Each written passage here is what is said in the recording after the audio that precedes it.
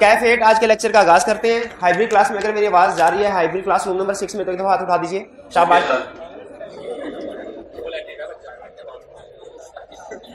Room number 4 में अगर आवाज सही जा रही है तो एक दफा हाथ उठा दीजिए। Room number hybrid class room number 4 में, शाबाश शाबाश। चलिए, अच्छा, आज के लेक्चर में हम क्या सीखने जा रहे हैं ये सुन लीजिए। चैप्टर 2 हमारा कंप्लीट हो चुका है और आपको याद होगा मैंने बताया था पहले 4 चैप्टर ऑडिट के ये आपकी बेस बनाते हैं। अगर पहले 4 चैप्टर्स के सारे कंसेप्ट्स आपको समझ आ गए तो इसका मतलब है आगे चल के आपको इंशाल्लाह सारा ऑडिट समझ आ जाएगा। यानी यूं समझ लीजिए, कंसेप्ट सारे कवर हो जाते हैं पहले 4 चैप्टर्स में, डेप्थ रह जाती है, यानी हर कंसेप्ट की डेप्थ रह जाएगी, लेकिन कंसेप्ट्स इंशाल्लाह तकरीबन सारे ही डिस्कस हो जाते हैं ऑडिट के पहले 4 चैप्टर में से। वो हमने इस तरीके से कोशिश किया कि हमारा चैप्टर का स्ट्रक्चर बने। इसमें चैप्टर 1 में हमने बेसिक कंसेप्ट स्टडी किए थे एश्योरेंस एंगेजमेंट के हवाले से, जिसमें हमने 5 level of assurance engagement study किए। इन 5 लेवल में से मैंने आपको बताया था चैप्टर आगे जो 2, 3, 4 है, यही 5 elements of assurance engagement chapter 2, 3, 4 में डिटेल में डिस्कस होंगे। इनमें से चैप्टर 2 में हमने 3 डिस्कस कर चुके हैं एलिमेंट्स। 3 एलिमेंट्स डिस्कस कर चुके हैं। वो 3 एलिमेंट्स कौन कौन से हैं? सब्जेक्ट मैटर, क्राइटेरिया और 3 पार्टी रिलेशनशिप। शाबाश। अब हमारे 2 एलिमेंट्स रह गए हैं और 2 ही चैप्टर रह गए। हमारा 4th एलिमेंट सेकंड कौन सा है? एविडेंस। शाबाश। तो जो चैप्टर 3 हमारा है ये एविडेंस से ही रिलेटेड है। ये आपको डिटेल में समझाएगा कि एविडेंस क्या होता है, सफिशिएंट एंड एप्रोप्रिएट एविडेंस क्या होता है, सफिशिएंट एंड एप्रोप्रिएट में सफिशिएंट का मतलब क्या है और एप्रोप्रिएट का मतलब क्या है। ठीक है, अगर एविडेंस सफिशिएंट एप्रोप्रिएट हो तो बहुत अच्छी बात, ना हो तो क्या करना है, एविडेंस सफिशिएंट एप्रोप्रिएट कैसे ऑब्टेन करेंगे, यानी सारी डिस्कशन हमारी एविडेंस के गिर्द रहेगी। और गैस कीजिए, बता नहीं रहा लेकिन गैस कीजिए, जो चैप्टर 4 है हमारा वो किस चीज से रिलेट कर रहा होगा? शाबाश, रिटन एश्योरेंस रिपोर्ट। वो आपको डिटेल में समझाएगा अनमोडिफाइड रिपोर्ट क्या होती है, मोडिफाइड रिपोर्ट क्या होती है। जब हम कहते हैं मोडिफाइड रिपोर्ट तो उसमें कितनी किस्म की मॉडिफिकेशन पॉसिबल हैं, कौन सी वाली सिचुएशन में कौन सी मॉडिफिकेशन आएगी, ये सारी डिस्कशन चैप्टर 4 में होगी। ठीक है, और जो सबसे ज्यादा केस स्टडीज हैं इन 4 चैप्टर्स में से, सबसे ज्यादा केस स्टडी वो भी चैप्टर 4 में है। ठीक है, अगर चैप्टर 4 आपको सही तरीके से समझ आ गया तो इसका मतलब कि आपके बेसिक सारी स्ट्रांग हो गई।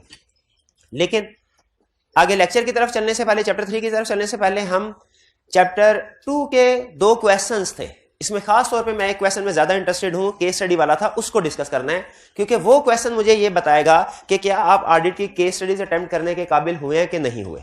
ठीक है जी। पहले कंसेप्ट में से कोई क्वेश्चन पूछना चाहते हो तो पूछ लीजिए। अभी तक हमने जितना भी ऑडिट पढ़ा है उसमें कोई भी कंसेप्ट पूछना चाहते हैं, इवन चैप्टर 1 में से भी अगर पूछना चाहते हो तो पूछें, क्योंकि बेसिक चल रही है ना, तो हो सकता है कि आपको वीकेंड पे टाइम मिला हो, पढ़ने का पढ़ा हो, तो चैप्टर 1 में से कोई क्वेश्चन हो। फेयर व्यू प्रेजेंटेशन का मतलब यह है इन शॉर्ट के फाइनेंशियल स्टेटमेंट IFRS के मुताबिक बनी हो। कंसेप्चुअल मीनिंग है। देखिए, एक तो ये है ना कि आप मुझे कहें सर एग्जाम में क्या लिखना है, तो मैं कहूंगा एग्जाम में लिखना है कि ट्रू एंड फेयर व्यू का मतलब true means free from error, fair means free from bias in preparation and presentation of financial statement. ठीक है, ये है वो अल्फाज जो एग्जाम में लिखने। लेकिन कंसेप्ट क्या है कि ट्रू एंड फेयर व्यू कब होता है फाइनेंशियल स्टेटमेंट्स में? जब फाइनेंशियल स्टेटमेंट IFRS के मुताबिक बनी हो। ठीक है, और जहां पे जरूरी हो उनको कोई एडिशनल डिस्क्लोजर देना, वो भी हमने दे दिया, क्योंकि अगर आपने IFRS के मुताबिक तो बनाई लेकिन जहां पे जरूरी डिस्क्लोजर था फॉर एग्जांपल वहां पे नहीं दिया मजीद है, तो वो फिर कंप्लायंस फ्रेमवर्क हो जाता है। ठीक है, तो अल्टीमेट हमारा ऑब्जेक्टिव पूरे ऑडिट में क्या रहेगा कि हमने एज ऑडिटर चेक करना है कि आप क्लाइंट की फाइनेंशियल स्टेटमेंट्स IFRS के मुताबिक प्रिपेयर हुई हैं कि नहीं हुई। अगर IFRS के मुताबिक हुई है तो इसका मतलब फेयर व्यू। ठीक है, देखिए दो कंसेप्ट्स हैं, एक है ट्रू एंड फेयर व्यू, एक है रीजनेबल एश्योरेंस। एक जिम्मेदारी है मैनेजमेंट की, क्या? True and fair view. Financial statements का true and fair view present हो, ये मैनेजमेंट की जिम्मेदारी है, क्योंकि फाइनेंशियल स्टेटमेंट मैनेजमेंट ने बनानी है। ऑडिट में रीजनेबल एश्योरेंस ऑब्टेन करना ये ऑडिटर की जिम्मेदारी है। ठीक है, तो ट्रू एंड फेयर व्यू कैसे अचीव होता है ये हम चीज बता रहा हूं। ट्रू एंड फेयर व्यू कैसे? IFRS को कंप्लाई करने से। और रीजनेबल एश्योरेंस कैसे अचीव होती है? ISAs को कंप्लाई करने से। ठीक है, तो जब जो स्टैंडर्ड बने हुए हैं, अगर आप मैनेजमेंट वाली साइड पे हैं तो आपने काउंटिंग स्टैंडर्ड्स को फॉलो करना है, उनको फॉलो किया आपका मकसद पूरा हो गया। अगर आप ऑडिटर वाली साइड पे हैं आपने ऑडिटिंग स्टैंडर्ड्स को फॉलो करना है, उनकी सारी रिक्वायरमेंट्स पूरी कर दी, मकसद पूरा हो गया। क्लियर जी? और कोई क्वेश्चन? जी जी। जी मैंने बताया था, मैंने कहीं पे ये जिक्र किया शायद कि मटीरियलिटी क्वांटिटेटिवली भी होती है, क्वालिटेटिवली भी होती है। अगर मैंने ये लाइन बोली है, बड़ी खतरनाक लाइन है, क्योंकि इसके बाद आप ये पूछेंगे क्वालिटेटिवली क्या होती है, जो मैं नहीं बताना चाहता। ठीक है, जो मैं नहीं, क्वांटिटेटिवली पता है मटीरियलिटी क्या होती है? क्या होती है? 5% ऑफ प्रॉफिट, 5% ऑफ प्रॉफिट, 5%, बस इतना। 5 क्वालिटेटिव की तरफ अभी नहीं जाना, क्वालिटेटिव की तरफ अभी नहीं जाना। और कोई क्वेश्चन?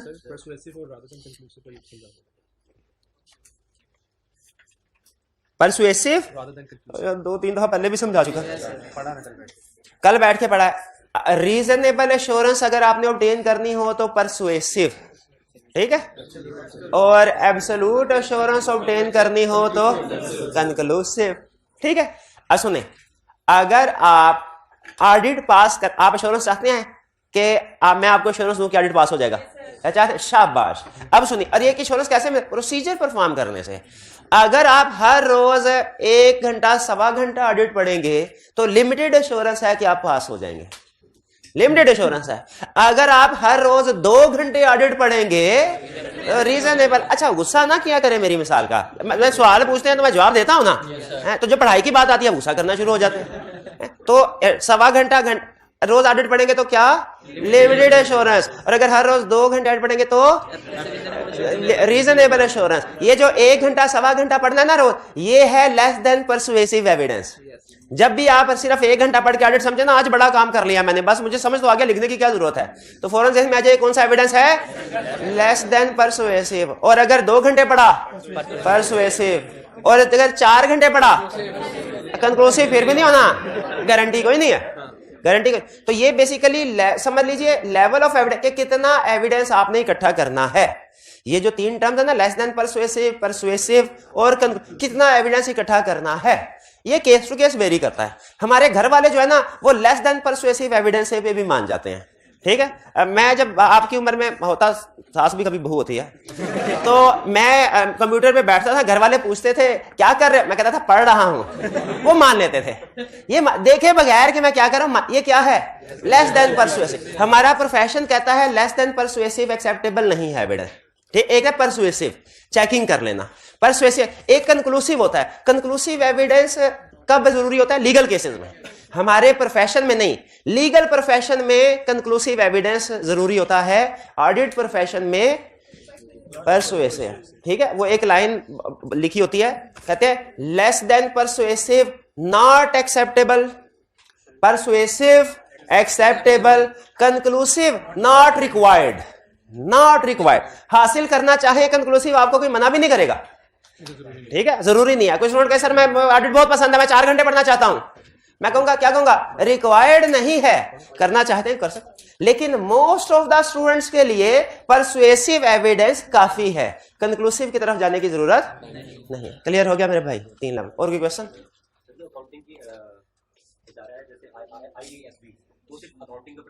जी जी, नहीं, हम काउंटिंग आई, इनका क्वेश्चन ये IAASB जो है वो काउंटिंग के ऊपर काम कर रहा है। IFAC सिर्फ ऑडिट पे काम कर रहा है, इनका अपना अपना डोमेन है। IASB काउंटिंग पे काम करता है, वो ऑडिट में नहीं घुसता। IFAC ऑडिट प्रोफेशन पे काम करता है, वो काउंटिंग में नहीं घुसता। वो काउंटिंग एजुकेशन बोर्ड है जो ये बताता है कि कितनी काउंटिंग पढ़नी है ऑडिटर ने। वो काउंटिंग सिखाएगा नहीं, बल्कि वो ये बताएगा कि कितनी काउंटिंग पढ़नी है। हाँ, पब्लिक सेक्टर, उसमें भी वो काउंटिंग सिखाते नहीं है, सिर्फ बताते हैं, क्योंकि चार्टर्ड अकाउंट ऑडिटर के लिए काउंटिंग सीखना भी तो जरूरी है, ठीक है। तो वो रिक्वायरमेंट सिर्फ बताएंगे। और कोई क्वेश्चन? जी, चलिए अब ऐसा करते हैं, हम क्वेश्चंस की तरफ चलते हैं, अगर आपके मजीद क्वेश्चन नहीं है तो। हाइब्रिड क्लास में तो किसी स्टूडेंट का कोई क्वेश्चन नहीं है? जी जी, पूछिए।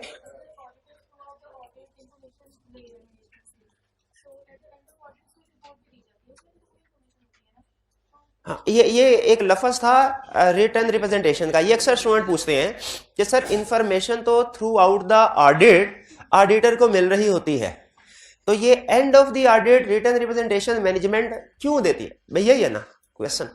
इसकी रीजन ये है कि एंड ऑफ द ऑडिट, अच्छा मुझे एक चीज बताइए, जब मैं सारी चीजें, सारे कंसेप्ट क्लास में डिस्कस कर देता हूं तो मुझे एंड में आपको नोट्स देने की क्या जरूरत है? एंड में या वो सारे कंसेप्ट रिटन फॉर्म में आपको देने की क्या जरूरत है? हाँ, ताकि एविडेंस हो कि उन्होंने ये बात कही है, सर ने ये कंसेप्ट समझा। कल कलाम को आप कहें सर ये तो कंसेप्ट आपने समझा ही नहीं था, ज़बानी कलामी होगा तो मुझे साबित करना मुश्किल होगा, लेकिन रिटन फॉर्म में होगा, मैं कहूँगा बुक में मौजूद है। ठीक है, तो इसीलिए जो एंड पे रिटन फॉर्म में रिप्रेजेंटेशन, वो इन्फॉर्मेशन वही होगी, आपका ये कंसेप्ट बिल्कुल ठीक है, वो इन्फॉर्मेशन वही होगी जो थ्रू आउट दी ऑडिटर लेता रहा है, लेकिन रिटन फॉर्म में करवाने का मकसद यह है ताकि हमारे पास सबूत भी आ जाए कि मैनेजमेंट ने ये बातें हमें बताई थी, कल को मैनेजमेंट मुकर ना जाए। ठीक है, और इसकी एक और रीजन भी होती है, थ्रू आउट द ऑडिट तो हम हर बंदे से रिप्रेजेंटेशन ले रहे होते हैं, जूनियर्स भी होते हैं, सीनियर भी होते हैं, लेकिन एंड ऑफ द ऑडिट ये जो रिप्रेजेंटेशन है ये टॉप लेवल मैनेजमेंट से ली जाती है ताकि उनकी भी रिस्पॉन्सिबिलिटी हो। ठीक, क्लियर हो गया जी? तो ये हम एविडेंस के तौर पे अपने पास रखने के लिए क्या कि हमारे पास एक एविडेंस रिटन रिप्रेजेंटेशन ऑब्टेन करते हैं and of the audit.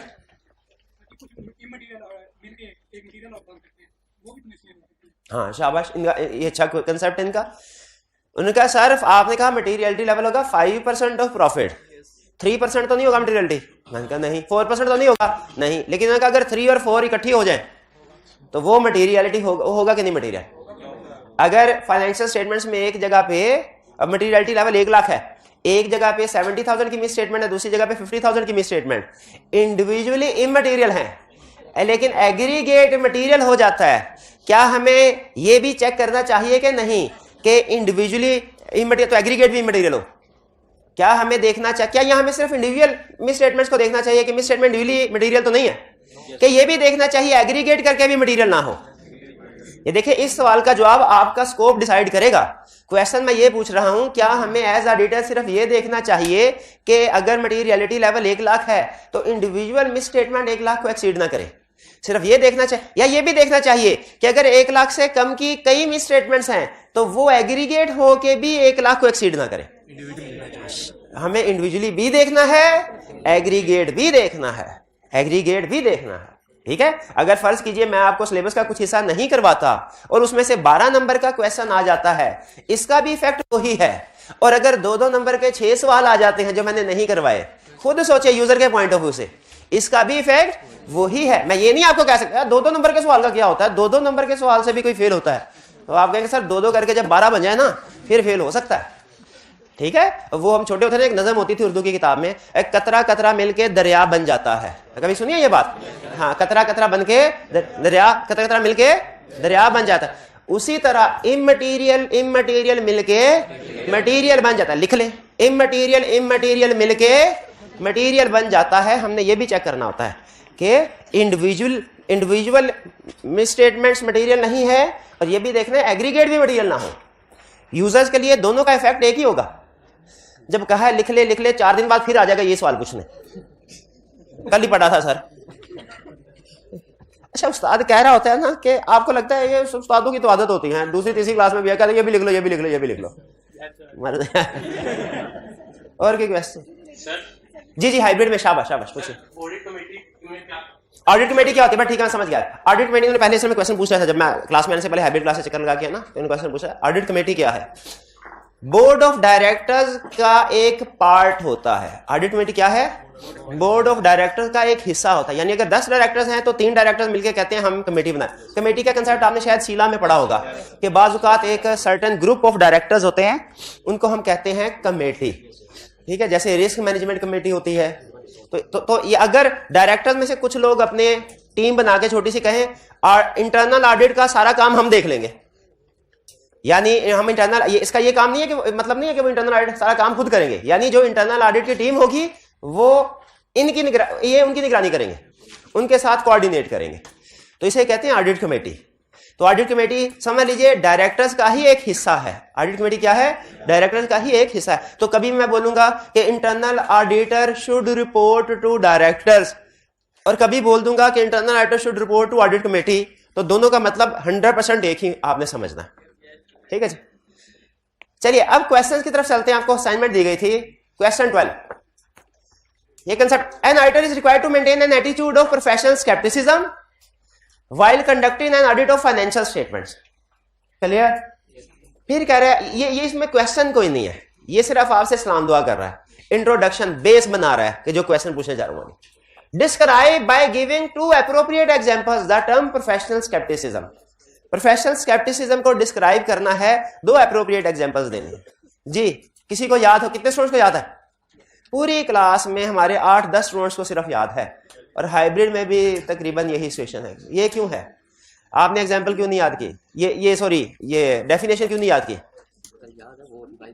Revise वगैरह नहीं की। रिवाइज वगैरह कब करेंगे? जी भाई, डेफिनेशन क्यों नहीं याद? ये हाल है आपका। किस स्टूडेंट को याद है डेफिनेशन? बताइए, सुनाइए। शाबाश। Questioning mind, being alert to condition which indicate possibility of misstatement and critical assessment of evidence. शाबाश। if the management has shown integrity, ये काम क्लास से पहले या क्लास के बाद किया करे, क्लास के दौरान में नहीं। जी शाबाश। मैं यही देखना चाह रहा था, क्या वो सिर्फ 3 पॉइंट्स बताते हैं या उसके आगे एक्सप्लेनेशन को भी डेफिनेशन का हिस्सा बनाते हैं? शाबाश, आपने एक्सप्लेनेशन को भी डेफिनेशन का हिस्सा। 2 एग्जांपल दे दीजिए। 2 एग्जांपल दे, हमने कोई 15-20 एग्जांपल्स पढ़ी है, कोई से 2 एग्जांपल दे दें कि फाइनेंशियल स्टेटमेंट चीज नजर आई। अनयूजुअल ग्रोथ इन सेल्स और related party transactions, intended sale of business. बिल्कुल ठीक है, कोई सी 2। शाबाश शाबाश, बिल्कुल ठीक। अब क्वेश्चन 3, ये असल क्वेश्चन है। ये समझ लीजिए, ये केस स्टडी को सिंप्लीफाई करके आपके सामने रखा गया। क्वेश्चन 13 कह रहा है, this question consist of number of item pertaining to items risk analysis for a company. Indicate whether each of the following factors are likely to increase or decrease risk of material misstatement. Explain your decision. आपने बताना है हर एक factor की वजह से आपका risk increase होगा कि डिक्रीज होगा। यहां पे मैं रिस्क किसको कह रहा हूं भला? रिस्क है रिस्क ऑफ मिसस्टेटमेंट, यानी कोई किसी फैक्टर्स की वजह से रिस्क ऑफ मिसस्टेटमेंट इंक्रीज होगा, किसी फैक्टर्स की वजह से रिस्क ऑफ मिसस्टेटमेंट। अगर सीएफओ चार्टर्ड अकाउंटेंट है, ये एक रियल एग्जांपल बता रहा हूं आपको, सीएफओ चार्टर्ड अकाउंटेंट, तो रिस्क क्या होगा? डिक्रीज होगा। और अगर कोई सरकारी कंपनी है जिसमें बाज़ औक़ात सिफारिश पे लोग लग जाते हैं, उसमें सीएफओ एमएससी स्टैटिस्टिक्स है, तो वहां पे हमारा रिस्क क्या होगा? इंक्रीज। वहां पे आपको ज्यादा काम करना पड़ेगा। इसी आप देखें फाइनेंशियल स्टेट रिस्क असेसमेंट क्या है कि फाइनेंशियल स्टेटमेंट्स को देख के तो हर कोई रिस्क का अंदाजा लगा लेता है। क्या फाइनेंशियल स्टेटमेंट्स को देखे बगैर भी आप अंदाजा लगा सकते हैं कि इसमें गलतियां कम होंगी कि ज्यादा होंगी? ये है रिस्क असेसमेंट, ये है रिस्क असेसमेंट।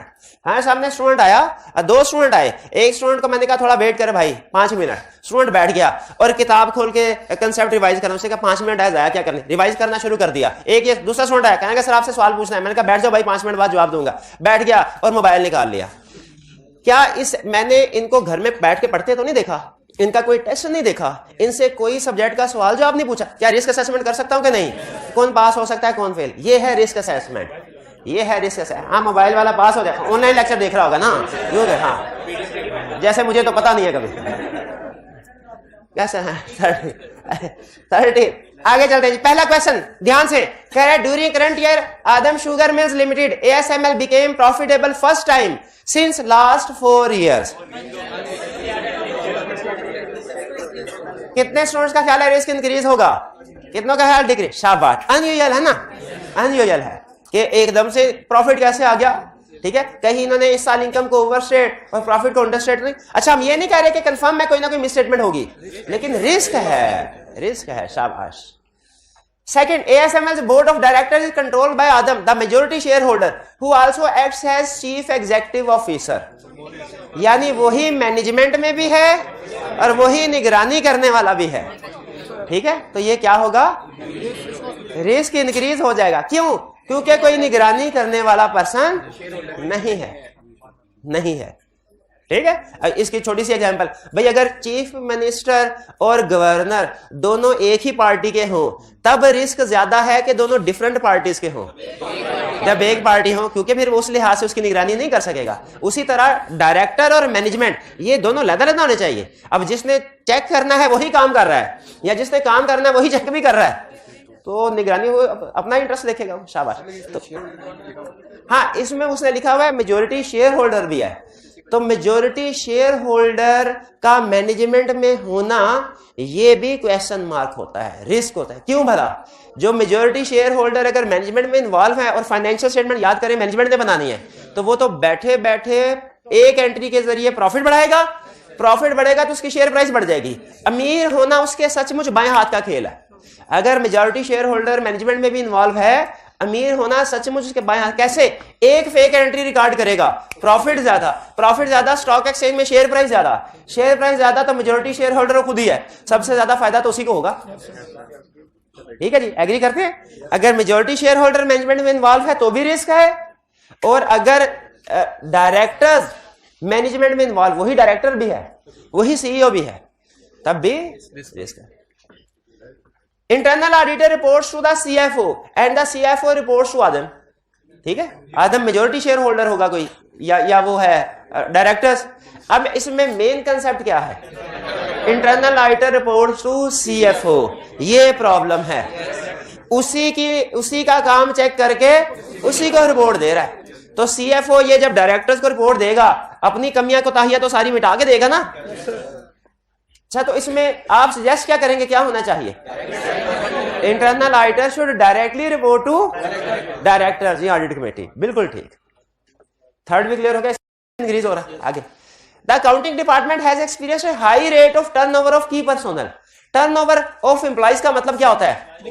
एम्प्लॉइज जल्दी जॉब छोड़ देते हैं, ठीक है, थोड़ा साल 2 साल या 6 महीने काम करते हैं। जब हाई टर्नओवर एम्प्लॉय, देखिए हाई टर्नओवर, एक टर्नओवर का होता है सेल्स, वो हाई टर्नओवर अच्छा होता है, लेकिन एक होता है टर्नओवर एम्प्लॉइज का। आप खुद बताएं, अगर आपको पता चले कि भाई इस कॉलेज में तो हर साल टीचर चेंज होते रहते हैं, तो क्या आप समझेंगे कि यहाँ पे अच्छी क्वालिटी प्रोवाइड की जाती है? नहीं। क्यों? भला इनएक्सपीरियंस की वजह से। इनएक्सपीरियंस स्टाफ होगा, वो गलतियां ज्यादा करेगा। तो जब एम्प्लॉय टर्नओवर होगा किसी भी डिपार्टमेंट में, वहां पे गलतियां ज्यादा होगी, ज्यादा। इसलिए मैनेजमेंट में भी सिखाया जाता है, एग्जिस्टिंग एम्प्लॉय पैसे मांगे थोड़े से ज्यादा, उनको पैसे दे देने चाहिए, इसलिए कि जैसे जैसे जो पुराना एम्प्लॉय होता है ना, उतना ही कीमती होता जाता है एक्सपीरियंस की वजह से। चलिए, ये क्लियर हो गई बात। इसमें टर्नओवर का मतलब समझ आ गया, टर्नओवर का सेल नहीं है। फिर ड्यूरिंग 2012, कोई पुराना साल लग रहा है मुझे, यहीं से ASML change the method of preparing its financial statement. यही होगा शायद, इसी change the method of preparing financial statement from cash basis to accrual basis under generally accepted accounting principles.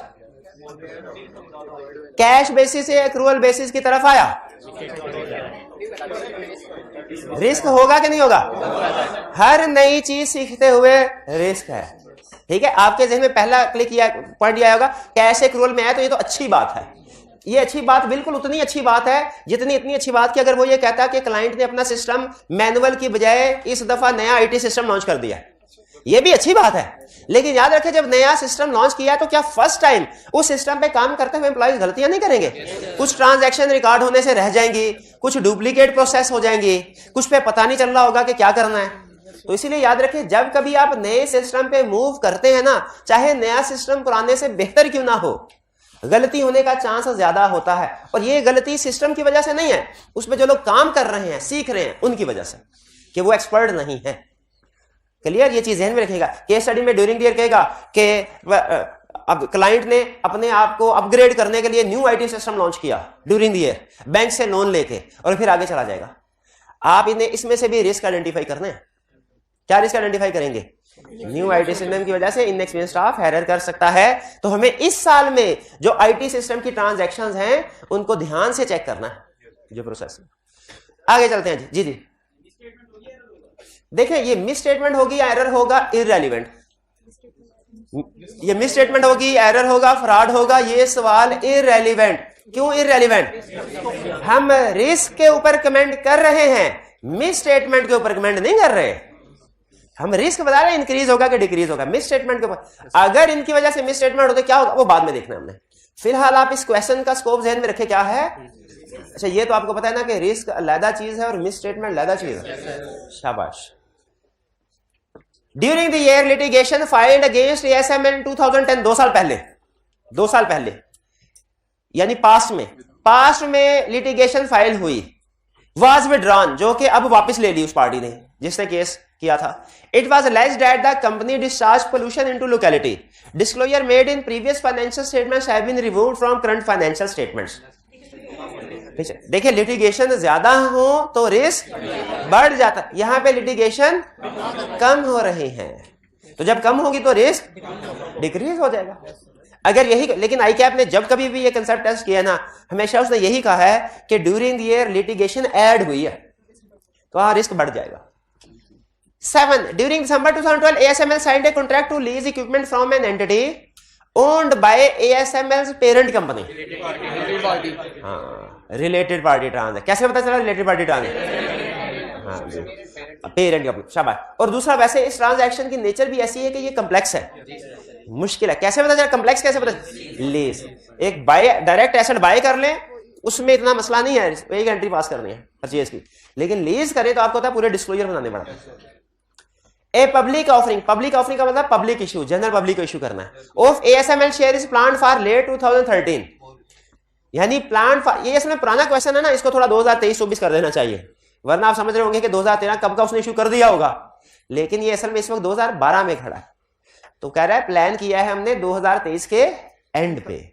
तो क्या कहना चाह रहा है? रिस्क बढ़ा कि ज्यादा कि कम? बढ़ गया। क्यों बढ़ गया? जी बिल्कुल, क्योंकि वो चाहेगा कि शेयर की हाई प्राइस मिले, और शेयर की हाई प्राइस कब मिलेगी? जब प्रॉफिट ज्यादा होगा। तो मैनेजमेंट क्या कोशिश करेगी? इनको ओवरस्टेट करने की। शाबाश।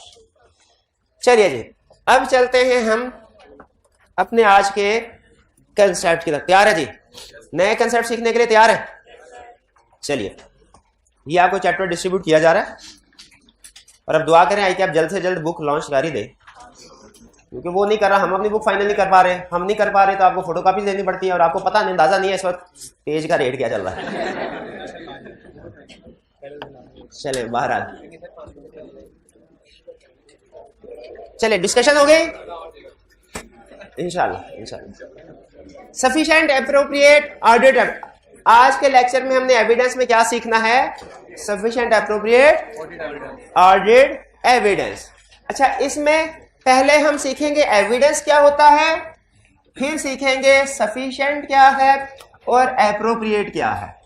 ठीक है? एविडेंस क्या है?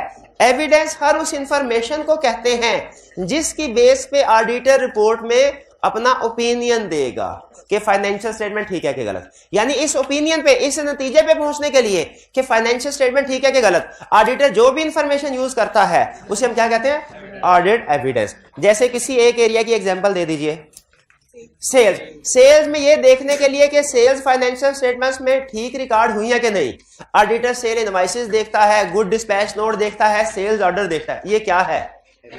Audit evidence. शाबाश। और एग्जांपल दीजिए।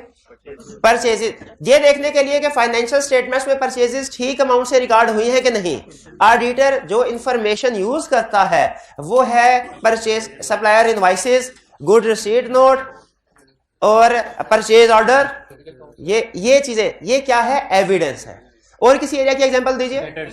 डेटर्स। डेटर्स को चेक करने के लिए ऑडिटर्स देखता है कंट्रोल अकाउंट की सब्सिडी लेजर के साथ रिकंसिलिएशन बनी है कि नहीं। ये रिकंसिलिएशन होती है, पता है आपको? कंट्रोल अकाउंट की सब्सिडी लेजर के साथ रिकंसिलिएशन होती है। R2 में, पता नहीं R1 में कहां पे, इंट्रो में है, कंट्रोल अकाउंट कहते हैं उसे शायद। चले इसको गोली मारे फिर। अच्छा, डेटर्स ठीक है कि नहीं ये देखने के लिए आप कंफर्मेशन लेटर सेंड करते हैं। कंफर्मेशन लेटर क्या है? ये एविडेंस है। और एग्जांपल दीजिए किसी एरिया की।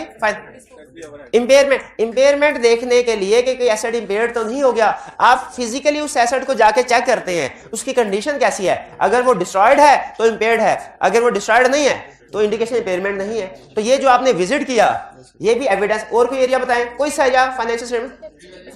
डेप्रिसिएशन। आप जब ये देखते हैं कि क्लाइंट का डेप्रिसिएशन रेट 10% है और एसेट की कॉस्ट से 10% को मल्टीप्लाई करके देखा उतना ही रिकॉर्ड है कि नहीं, ये जो आपने दोबारा से कैलकुलेशन चेक की, रीकैलकुलेशन, ये क्या है? एविडेंस। क्योंकि ये आपको बताएगी कि डेप्रिसिएशन ठीक है कि गलत। यानी फाइनेंशियल स्टेटमेंट में कोई भी एरिया हो, आप ये देखने के लिए कि वो सही है कि गलत, वो फेयर व्यू प्रेजेंट करता है कि मिसस्टेटेड है, जो भी इंफॉर्मेशन यूज करेंगे उसे हम क्या कहते हैं? एविडेंस। क्लियर हो गया? Evidence is the information used by auditor in arriving at conclusion on which auditors report is based. यानी ऑडिटर की रिपोर्ट में ऑडिटर जो कुछ भी कह रहा होता है उसकी बेस में एविडेंस होता है। बताया था ना आपको, जो किताबों में चीज नहीं लिखी हुई, what ever is reported should be supported. Report में जो भी लिखे सपोर्ट होनी चाहिए आपके पास एविडेंस। अच्छा, अब सपोर्ट का सफिशिएंट, एप्रोप्रिएट होना जरूरी है। जैसे फर्ज कीजिए कि अगर मैं आपसे ये क्वेश्चन पूछूं कि हमारा फर्ज कीजिए 7 वाली क्लास से मुकाबला है रस्सा खींचने का, क्या कहते हैं? टग ऑफ वार कहते हैं, टग ऑफ। तो उसमें अगर हम जीतना चाहते हैं तो हमारी टीम में 2 खसूसियात होनी चाहिए। अगर जीतना दो खसूसियात, क्या एक तादाद ज्यादा होनी चाहिए और दूसरा पहलवान ताकतवर होने चाहिए। तो इसका मतलब है अगर हमने ऑडिट की लड़ाई जीतनी है ना तो हमारे पास जो एविडेंस होना चाहिए उसमें दो खसूसियात होनी चाहिए, एक सफिशिएंसी, एक एप्रोप्रिएटनेस। किताबों में हमारे स्टैंडर्ड में लिखा है sufficiency is a measure of quantity of evidence and appropriateness is a measure of quality of evidence. Sufficiency is a measure of quantity, कितने कितने कितने आदमी, कितना एविडेंस। एप्रोप्रिएटनेस कैसा, क्वालिटी। भाई सफिशिएंसी और एप्रोप्रिएटनेस में फर्क समझ आ गया? इसका मतलब है हमारे पास एविडेंस ज्यादा होना चाहिए और अच्छा भी होना चाहिए, ज्यादा भी होना चाहिए, अच्छा भी होना चाहिए। मिर्जा गालिब को आम बहुत पसंद है, आपने उर्दू में शायद पढ़ा होगा है। उनसे पूछा क्या है, कहा आम बहुत से हो तो मार्केट के सारे गड़े सड़े आम उनको लाके दे दिए जाएं। ये गालिब साहब आपने कहा था आम बहुत से हो, आम हो और खूब हो, तो खूब से मुराद सिर्फ क्वांटिटी नहीं है, क्वालिटी भी है। क्लियर ये चीज? अब हम ये डिस्कस करेंगे सफिशिएंसी और एप्रोप्रिएटनेस, इसको डिटेल में discuss. One word concept build कर दिया मैंने। सफिशिएंसी का ताल्लुक है क्वांटिटी से, एप्रोप्रिएटनेस का ताल्लुक क्वालिटी से। हमारे एविडेंस में दोनों चीजें होनी चाहिए। अब सुने, सफिशिएंसी कैसे पता चलेगा कितना एविडेंस सफिशिएंट है? कैसे? कुछ स्टूडेंट सवाल पूछते हैं कि सर आइटर को कैसे पता चलता है कि रीजनेबल एश्योरेंस अचीव हो चुकी है? आइटर के पास कोई थर्मामीटर होता है, उसमें एविडेंस डालता रहता है, पता चलता 10 डिग्री या ये 20 डिग्री नहीं। जजमेंट, और वह जजमेंट इन फैक्टर्स पे डिपेंड करती है। जैसे सफिशिएंसी, ये सारे फैक्टर्स वो हैं जो सफिशिएंसी को इफेक्ट करते हैं। यानी क्या समझाना चाह रहा है? पहला फैक्टर रिस्क, कि अगर किसी क्लाइंट में रिस्क ज्यादा है तो more evidence will be sufficient, और अगर रिस्क कम है less evidence will be sufficient. आपने सिर्फ पॉइंट्स को याद करना, एग्जाम में एक्सप्लेनेशन नहीं पूछता, लेकिन मैं एक्सप्लेनेशन भी आपके साथ शेयर कर रहा हूं। दूसरा मटीरियलिटी एंड कम्प्लेक्सिटी। अगर किसी एरिया, कोई एरियाज ऐसे हैं जो हाईली मटेरियल या हाईली कम्प्लेक्स है दूसरे एरिया की निस्बत, तो more evidence will be sufficient या less? More evidence will be sufficient. और अगर कोई एरिया ऐसा है जो कि लेस कम्प्लेक्स है, लेस मटेरियल अमाउंट कम है, तो फिर less evidence will be sufficient. ठीक है जी? तो ये मटीरियलिटी एंड कम्प्लेक्सिटी समझ आ गया आपको? अच्छा मुझे बताइए, एक एरिया फिक्स एसेट्स है, एक क्लाइंट के फिक्स, बाकी चीजें सेम है, अमाउंट का फर्क है, मटीरियलिटी का। एक फिक्स एसेट 1 मिलियन, दूसरे क्लाइंट के फिक्स एसेट 5 मिलियन, किसमें ज्यादा एविडेंस लेना हमने? 5 मिलियन वाले में। अच्छा दूसरी एग्जांपल, अब इसको सेम रखते हैं, इधर भी 1 मिलियन, इधर भी 1 मिलियन। फर्क सिर्फ यह है कि इसके फिक्स एसेट्स परचेज्ड हैं, इसके लीज पे, क्योंकि लीज ज्यादा कम्प्लेक्स है, इसमें ज्यादा एविडेंस लेना पड़ेगा। तो समझ आ गया आपको? मटीरियलिटी एंड कम्प्लेक्सिटी से डिपेंड करता है कि एविडेंस आपको कितना लेना है, मोर के लेस। यानी ये सारे फैक्टर्स आपको क्या बता रहे होते हैं कि मोर एविडेंस विल बी सफिशिएंट या लेस एविडेंस। इस सिचुएशन में हाई रिस्क है तो मोर एविडेंस ऑब्टेन करना है। आइटम्स फाइनेंशियल स्टेटमेंट की जो एरियाज हैं वो मटेरियल या कम्प्लेक्स है, मोर एविडेंस हासिल करना है। फिर है ऑडिटर्स नॉलेज एंड एक्सपीरियंस। अच्छा ये कंसेप्ट 3-4 जगहों पे यूज होगा, इसलिए थोड़ा सा इसको एक्सप्लेन कर रहा हूं। ऑडिटर्स नॉलेज, हमारा 2 तरह के क्लाइंट्स को हम ना डिफरेंट टाइप्स में क्लासीफाई करते हैं। एक तरीकाकार ये होता है कि अगर हमने पिछले साल भी हमने ऑडिट किया था, इस साल भी हम ऑडिट कर रहे हों, तो ऐसे क्लाइंट को कहते हैं हम रिकरिंग ऑडिट। रिकर दोबारा कर होना, रिकरिंग ऑडिट। और अगर पिछले साल का ऑडिट किसी और ने किया था, इस साल हम कर रहे हैं, इसे कहते हैं इनिशियल ऑडिट। इनिशियल ऑडिट का मतलब है पिछले साल का ऑडिट किसी और ने किया, इस साल का ऑडिट हम कर रहे हैं। जरा गेस कीजिए किस ऑडिट में ऑडिटर का नॉलेज और एक्सपीरियंस ज्यादा होगा? रिकरिंग ऑडिट में। तो खुद बताइए किसमें रिस्क ज्यादा है? इनिशियल में रिस्क ज्यादा है, रिकरिंग ऑडिट में रिस्क कम है। क्यों? क्योंकि इनिशियल ऑडिट में क्लाइंट का लिमिटेड नॉलेज है हमारे पास, हमें क्लाइंट के बारे में ज्यादा पता नहीं है, रिकरिंग ऑडिट में ज्यादा पता है। तो इसीलिए अगर तो ये हेडिंग है ऑडिटर्स नॉलेज एंड एक्सपीरियंस, बताना ये चाह रहा है अगर ऑडिटर का नॉलेज एंड एक्सपीरियंस ज्यादा है क्लाइंट के बारे में तो एविडेंस कम, और अगर नॉलेज और एक्सपीरियंस कम है ज्यादा। इसी को हम आगे चल के यूज करेंगे कि अगर इनिशियल ऑडिट है तो आपको कुछ एडिशनल काम करने हैं। इनिशियल ऑडिट है, कुछ एडिशनल काम करने, और अगर रिकरिंग ऑडिट है तो रिस्क कम है, कुछ काम आपको नहीं करना है। ये बात समझ आ गई? इसके साथ ब्रैकेट में इनिशियल ऑडिट, रिकरिंग ऑडिट लिख लिए। ये टर्म मैंने बाद में यूज करवानी है आपको। क्वालिटी ऑफ एविडेंस, अच्छी क्वालिटी का एविडेंस हो तो कम भी हो तो चलेगा। अच्छी क्वालिटी का एविडेंस हो कम ये हो तो चलेगा। ये वैसे मेरे ख्याल में यहाँ पे नहीं होना चाहिए था पर्सनली, मैं ये, क्योंकि ये चीज ना, ये चीज हम यहाँ पे डिस्कस कर लेते हैं। वो शायद इनका इंटर रिलेशनशिप बताना चाह रहा है कि अगर अच्छी क्वालिटी का एविडेंस हो तो कम एविडेंस भी चलेगा। फिर स्ट्रेंथ ऑफ इंटरनल कंट्रोल, ये आप खुद बताएंगे। इंटरनल कंट्रोल स्ट्रांग है तो कम एविडेंस विल बी सफिशिएंट, और अगर इंटरनल कंट्रोल वीक है तो देखिए सफिशिएंसी सारा क्लियर हुआ, ठीक। अच्छा, अब एक छोटा सा कंसेप्ट है, अगर एविडेंस सफिशिएंट नहीं है तो क्या करेंगे आप? करना क्या है? मैनेजमेंट से डिस्कस करेंगे और उनसे कहेंगे भाईजान एविडेंस सफिशिएंट नहीं, हमने और काम करना है, हमें और एविडेंस दीजिए, ये सफिशिएंट नहीं। ऑडिटर एविडेंस का भूखा होता है, अगर मैनेजमेंट ने जो एविडेंस उसे दिया वो सफिशिएंट नहीं, ऑडिटर क्या कहेगा? और लाओ एविडेंस, और लाओ। अगर डिस्कस करेगा, अगर मैनेजमेंट और एविडेंस दे दे ठीक, अगर मैनेजमेंट और एविडेंस ना दे तो फिर हम डायरेक्टर्स को बताएंगे, फिर भी नहीं बात बनती तो एंड में ऑडिटर के पास आखिरी हरबा क्या रह गया? रिपोर्ट में बता दे कि भाईजान इन्होंने एक चीज का मुझे एविडेंस, बाकियों का एविडेंस दे दिया, इस एक चीज का एविडेंस नहीं दिया। इससे हमें, अगर ये कंसेप्ट आपको समझ आ गया ना जो भी बताया, if audit evidence is not sufficient, इससे हमारा वो कंसेप्ट बिल्ड हुआ है जो चैप्टर 4 के हर केस स्टडी में यूज होना है। कंसेप्ट ये है कि जो ऑडिटर की रिपोर्ट है ना, वो दो रीजंस की वजह से मॉडिफाई हो सकती है, दो बड़ी रीजंस की वजह से मॉडिफाई हो सकती है। एक मिस स्टेटमेंट और एक है सफिशिएंट एविडेंस ना होना।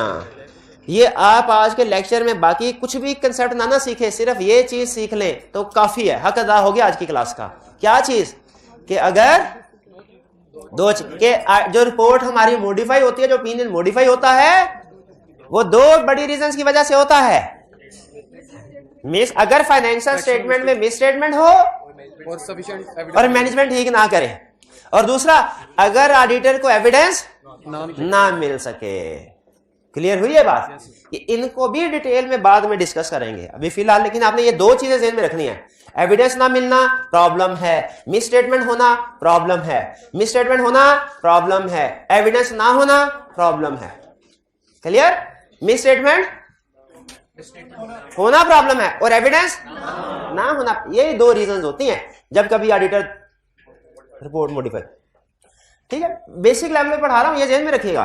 बाज़ कुछ स्टूडेंट होते हैं कहते हैं वो कुछ दूसरे, नहीं मैं कमेंट करना मुनासिब नहीं लगता, लेकिन वो कहते हैं सर तो गलत पढ़ाते हैं, सर तो गलत पढ़ाते हैं। भैया मुझे खुद बताएं, अगर एक कंसेप्ट उसकी एक्सेप्शन भी होती है ना, बिल्ड करते हुए कंसेप्ट, क्या फौरन में एक्सेप्शन भी आपको साथ साथ बता दूं? वो तो आपका मेन कंसेप्ट और एक्सेप्शन मिक्स हो जाएंगी, आपको नहीं पता चलेगा कौन सी एक्सेप्शन है कौन सी, ये तजर्बे से बातें पता चलती हैं। ठीक है, ये मिक्स करवाए हैं मैंने, स्टूडेंट्स ने बताए हैं मुझे, फिर मैं आपके साथ, तो अभी मैं आपको बेसिक कंसेप्ट बिल्ड कर रहा हूं। ठीक है, तो आपने जिस डॉक्टर से इलाज करवा रहे हैं उसी से पूछना है क्या आराम आ रहा है कि नहीं आ रहा। अब क्या करें, किसी और डॉक्टर के पास नहीं, कम से कम उस वक्त तक नहीं जाना जब तक, हाँ जी, इस डॉक्टर के पास। आगे चलते हैं भाई, ये समझ आ गया आगे एप्रोप्रिएटनेस।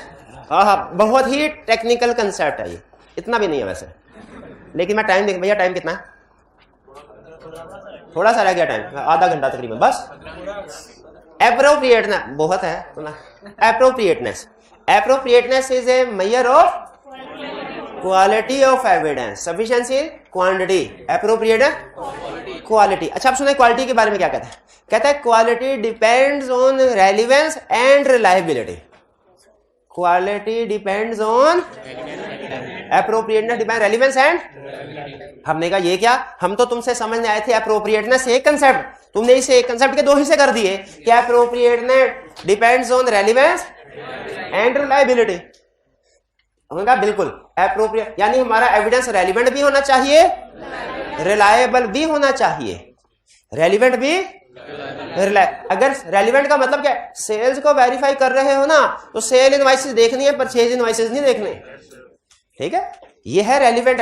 रिलायबल एविडेंस क्या है कि आपका एविडेंस ऐसा होना चाहिए जिसपे यकीन किया जा सके, जिसपे यकीन किया जा सके। अच्छा, अब इसमें ट्रस्टवर्दी, देखिए आपके दो दोस्त हैं, शायद आपके दोस्त कई होते हैं, हर दोस्त की बात पे हम एक बराबर यकीन नहीं करते।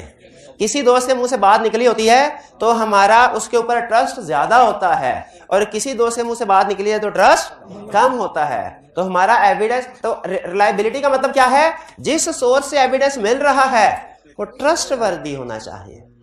ठीक है, अब हमें वो ये समझा रहा है एग्जांपल्स के साथ। ये आगे एग्जांपल्स दिए कि कब एविडेंस रेलिवेंट होता है, रेलिवेंस की एग्जांपल्स दी हैं उसने, और रिलायबिलिटी की एग्जांपल दी है। बताइए पहले कौन सी वाली एग्जांपल, जो आई कैप ज्यादा टेस्ट करता है वो, या जो कभी कभार टेस्ट करता है? जो ज्यादा टेस्ट करता है। चलिए सुन, रिलायबिलिटी।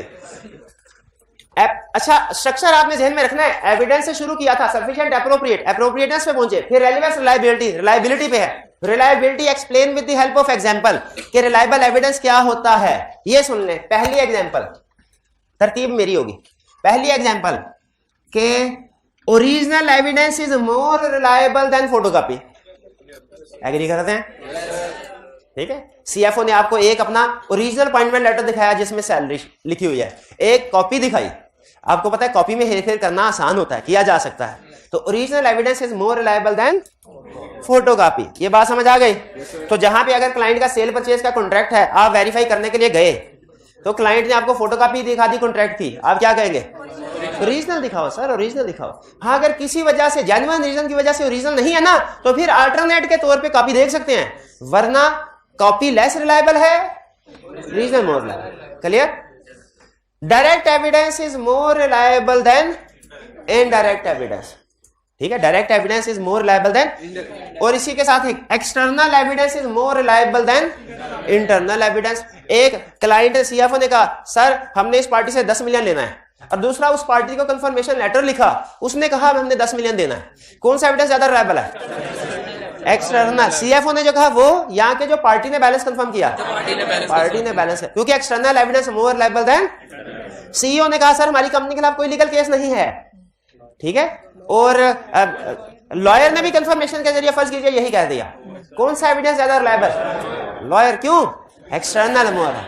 ठीक है, अच्छा अब direct more reliable, indirect. Direct evidence वो होता है जो ऑडिटर खुद, मैनेजमेंट की इन्वॉल्वमेंट के बगैर ऑडिटर हासिल करे, वो होता है डायरेक्ट। और इनडायरेक्ट एविडेंस वो होता है जिसमें मैनेजमेंट इन्वॉल्व हो।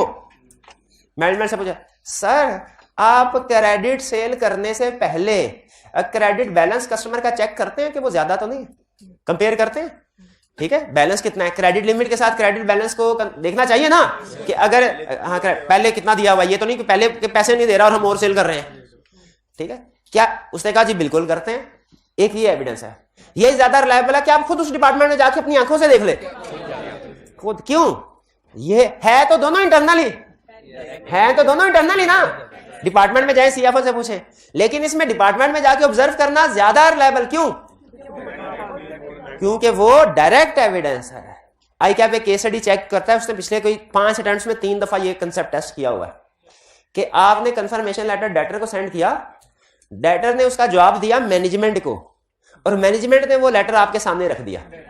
बताइए ये डायरेक्ट है कि इनडायरेक्ट? इनडायरेक्ट। डायरेक्ट कब होता? जब वो डायरेक्ट हमारे पास आता, तो ये लेस रिलायबल होगा। केस स्टडी में जब आएगा ना तो आपने लिखना है ये लेस रिलायबल है। डायरेक्ट, ओरिजिनल समझ आ गया, एक्सटर्नल समझ आ गया, डायरेक्ट समझ आ गया। डॉक्यूमेंट्री लिखा, written evidence is more reliable than oral evidence.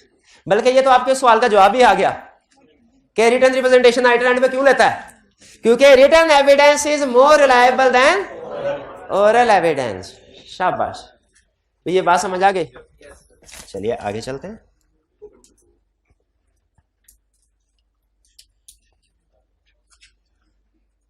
अभी जो आपको बड़ी अहम चीज लिखवाई थी वो क्या थी? 2 पॉइंट।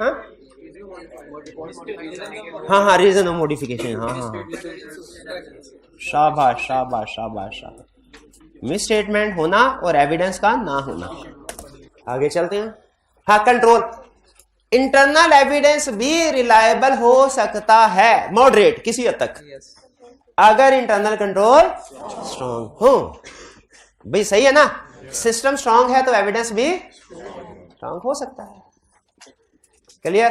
अच्छा, अब ये मैंने आपको रिलायबिलिटी के कुछ फैक्टर्स बताए, जी ना, रिलायबिलिटी। अच्छा, जैसे वो कह रहे हैं 3, छोटा सा सवाल, आपके सामने कोई नोट्स या बुक है, कोई सी भी बुक, एक सिचुएशन है उस पे नंबरिंग लिखी हो, हर पेज के ऊपर एक नंबर हो जो होता है।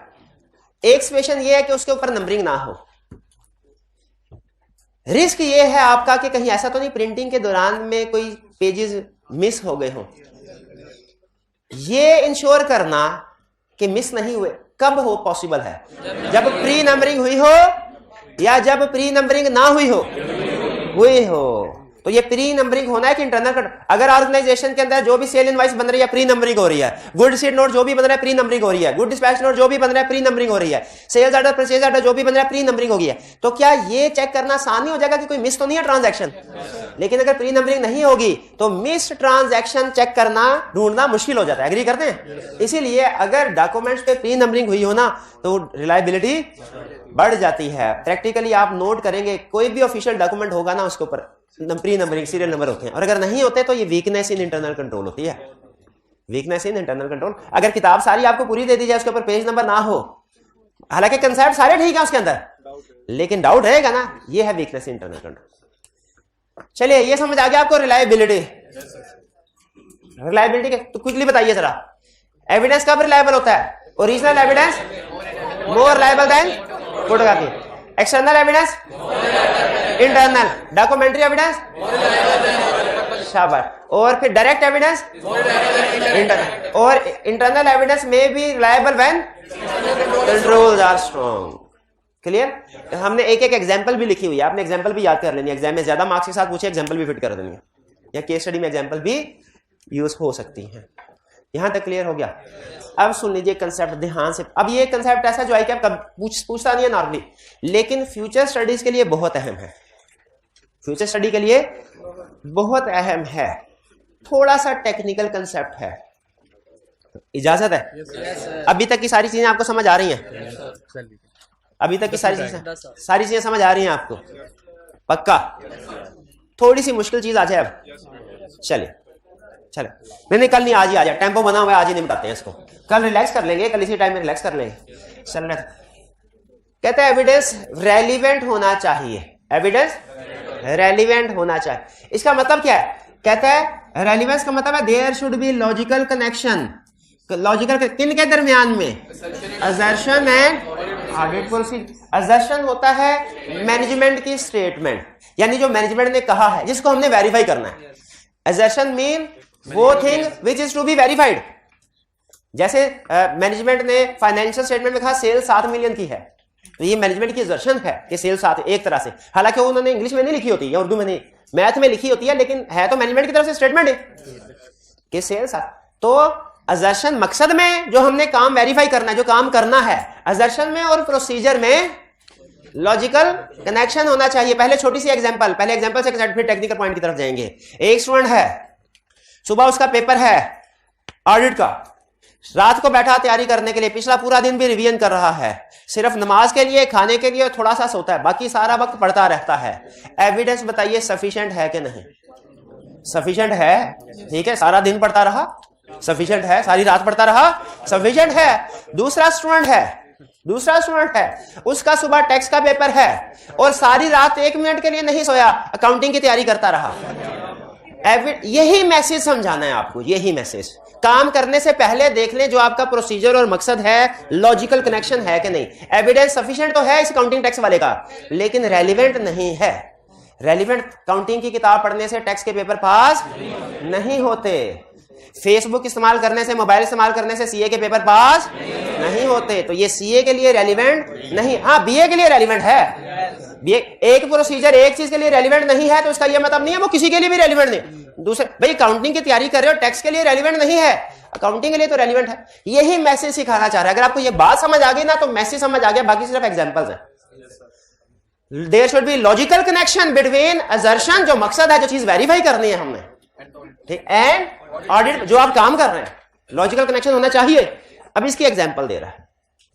अच्छा, लिखी होगी शायद मुश्किल अल्फाज में, मैं कंसेप्ट बता रहा हूं आपको, उसका मतलब यही है। एग्जांपल कह रहा है, अगर आपने देखिए हमारे ऑडिट प्रोसीजर में टेस्ट ऑफ कंट्रोल भी होते हैं, सब्सटेंटिव प्रोसीजर भी होते हैं। ये सब्सटेंटिव प्रोसीजर सुना है आपने कभी? अच्छा चले सुन ले। हमने फाइनेंशियल स्टेटमेंट्स को भी वेरीफाई करना है, हमने इंटरनल कंट्रोल की अंडरस्टैंडिंग भी ऑब्टेन करनी है। ये तो सुना हुआ ना, फाइनेंशियल स्टेटमेंट्स को वेरीफाई, इसमें अमाउंट्स होती हैं, इसमें अमाउंट्स नहीं पॉलिसीज एंड प्रोसीजर होते हैं। तो खुद मुझे बताइए वेरिफिकेशन का तरीका दोनों का सेम होगा कि डिफरेंट? फाइनेंशियल स्टेटमेंट को वेरीफाई करने के लिए जो प्रोसीजर परफॉर्म करते हैं उन्हें कहते हैं सब्सटेंटिव प्रोसीजर। रट्टा लगा ले नाम का, ठीक है, फिर कभी बताऊंगा आगे चल के इसी चैप्टर में सब्सटेंटिव प्रोसीजर क्या। फाइनेंशियल स्टेटमेंट्स को वेरीफाई करने के लिए रेलिवेंट एविडेंस क्या होगा? Substantive procedure. इंटरनल कंट्रोल को वेरीफाई करने के लिए, अंडरस्टैंड करने के लिए रेलिवेंट प्रोसीजर क्या होगा? Test of control. TOC time बचाने के लिए हम लिख देते हैं टेस्ट ऑफ कंट्रोल, आपने पूरा लिखना है टेस्ट ऑफ कंट्रोल। क्लियर हुई है बात? तो खुद मुझे बताइए, आपका जूनियर आया, आपने कहा क्या कर रहे हो? उसने कहा sir test of control, sorry उसने कहा सर मैं इंटरनल कंट्रोल को अंडरस्टैंड कर रहा हूं। आपने कहा पूछा कौन सा प्रोसीजर? उसने कहा सब्सटेंटिव। वो एक लगानी है उसको, इररेलेवेंट। उसने कहा सर फाइनेंशियल स्टेटमेंट वेरीफाई कर रहा हूं। आपने पूछा कौन सा प्रोसीजर? उसने कहा टेस्ट ऑफ कंट्रोल, दूसरी लगानी है। भाई ये प्रोसीजर रेलिवेंट। एग्री करते हैं दोनों एग्जाम? अगर आप चाहते हैं इंटरनल कंट्रोल्स की अंडरस्टैंडिंग के इंटरनल कंट्रोल में कोई डेविएशन तो नहीं है, ये ढूंढना मकसद क्या है? इंटरनल कंट्रोल में कोई वीकनेस डेविएशन तो नहीं है, ये ढूंढना है मकसद। तो मेरा प्रोसीजर क्या होना चाहिए? Test of control. और अगर मेरा मकसद है फाइनेंशियल स्टेटमेंट में से मिस स्टेटमेंट ढूंढना, सब्सटेंटिव प्रोसीजर। समझ आ गया? रेलिवेंट है वीकनेस इन इंटरनल कंट्रोल के लिए relevant evidence test of control, financial statement में मिस स्टेटमेंट ढूंढने के लिए सब्सटेंटिव प्रोसीजर। हमारा ज्यादातर प्रोसीजर सब्सटेंटिव ही होते हैं, लेकिन हम टेस्ट ऑफ कंट्रोल भी परफॉर्म करते हैं। भैया समझ आ गया? रेलिवेंस, रेलिवेंस की एग्जाम, इसके लिए ये रेलिवेंट है, इसके लिए ये रेलिवेंट। अगली example, testing of overstatement and testing of understatement. और procedure for one assertion may not be relevant for other assertion. पहले ये आसान। अच्छा मुझे ये बताइए, आसान वाला पहले डिस्कस कर लेते हैं। क्लाइंट के पास है fix assets, fix assets record किए हुए बैलेंस शीट में 10 मिलियन। आपको ये तो देखना जरूरी चाहेंगे कि 10 फिजिकली मौजूद भी है कि नहीं, ठीक है? ये अगर फिजिकली, ये एक एंगल है वेरिफिकेशन का कि आप ये देख लें फिजिकली मौजूद है कि नहीं। उसके लिए आपको क्या करना पड़ेगा? फिजिकली जाके चेक करना पड़ेगा, उसे कहते हैं फिजिकल वेरिफिकेशन, ठीक है? क्या आपको सिर्फ ये देखना चाहिए कि 10 मिलियन के एसेट्स गोदाम में मौजूद हैं कि नहीं, या ये भी देखना चाहिए कि वो क्लाइंट के भी है कि नहीं? कोई बताए, वो दोनों चीजें देखनी चाहिए।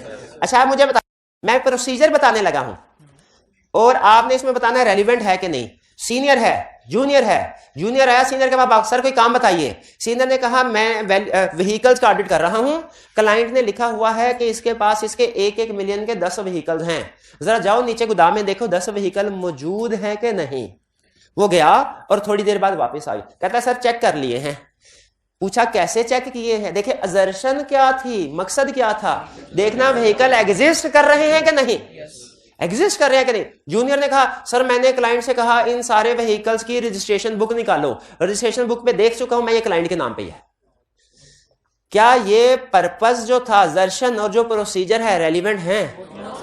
रेलिवेंट नहीं है, रेलिवेंट इसलिए कि अगर आप ये देखना चाहते हैं ना कि एसेट एग्जिस्ट करते हैं कि नहीं, तो आपको फिजिकली वेरिफिकेशन, इसके लिए इस असर्शन के लिए एसेट एग्जिस्ट करते हैं कि नहीं, एग्जिस्टेंस की असर्शन के लिए रेलिवेंट प्रोसीजर फिजिकली जाके चेक करना है, टाइटल डॉक्यूमेंट चेक करना नहीं है। तो इसमें रेलिवेंट प्रोसीजर क्या था? इस फिजिकली जाके चेक करना। अगली एग्जांपल, जूनियर भागा भागा आया सीनियर से, सर कोई काम दे। सीनियर ने कहा पिछला तुमने गलत किया था। नहीं अब ठीक करूंगा। सीनियर ने कहा अच्छा जाओ, क्लाइंट ने अपनी फाइनेंशियल स्टेटमेंट्स में लिखा हुआ है इसके पास 20 व्हीकल्स हैं। अब की बात या कोई दूसरा एसेट कर लें, 20, इसके पास 4 बिल्डिंग्स हैं, 4 बिल्डिंग्स हैं।